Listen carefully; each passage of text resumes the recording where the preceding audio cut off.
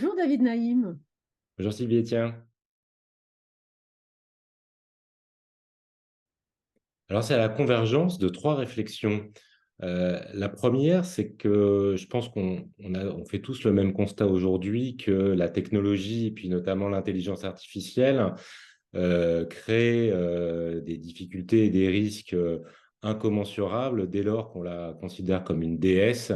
Le deuxième sujet, c'est la révolution, puis l'évolution profonde qu'on voit aujourd'hui du sentiment de l'amour, des relations de couple, qui est très induite par le combat féministe, ce qu'on dit sur la fin du patriarcat, et qui est à mon sens très très bien décrit dans le livre de Mona Chollet qui s'appelle Réinventer l'amour.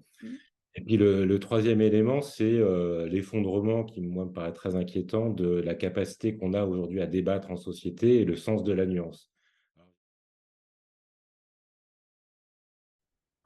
Le livre est construit autour de trois personnages et puis d'une start-up. Alors, les trois personnages, c'est Safia, Simon et Pierre, qui sont à la fois employés, amis, amants.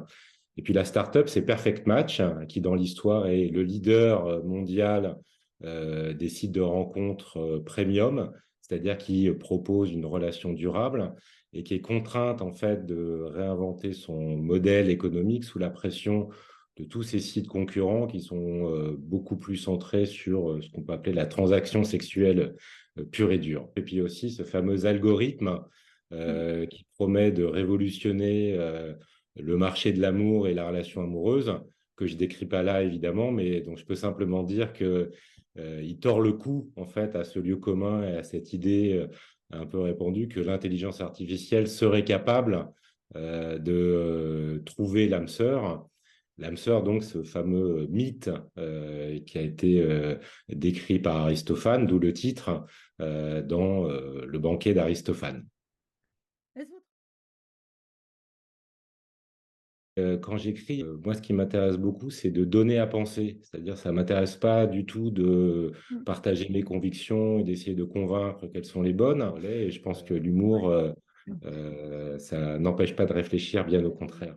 Mon best-seller a cette particularité unique de permettre aux lecteurs d'écrire leurs commentaires et aux auteurs d'en recevoir. Qu'avez-vous appris de vos lecteurs ou des commentaires de vos lecteurs?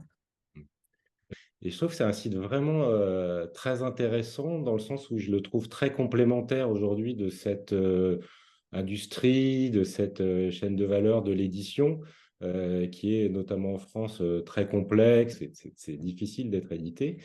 Et ce que je trouve très intéressant, c'est d'avoir ces communautés de lecteurs qui finalement nous donnent un premier retour à la fois, c'est le cas sur mon best-seller, bienveillant et puis en même temps assez, technique, assez précis, sur, la qualité, du roman. Et moi, en tout cas, à chaque fois, ça a fait, beaucoup, de bien, je crois, à mon manuscrit. Pour être très concret, par exemple, sur Aristophane, les premiers retours me disaient, de revoir le début, ce que j'ai fait. Et encore une fois, je crois que pour le bien du livre, donc c'est vraiment une communauté, très intéressante et qui a beaucoup de valeur. Merci David Naïm. Rendez-vous pour la sélection finale en décembre. D'ici là, c'est à vous et à tous les lecteurs de faire vivre le prix concours de mois en mois. Merci.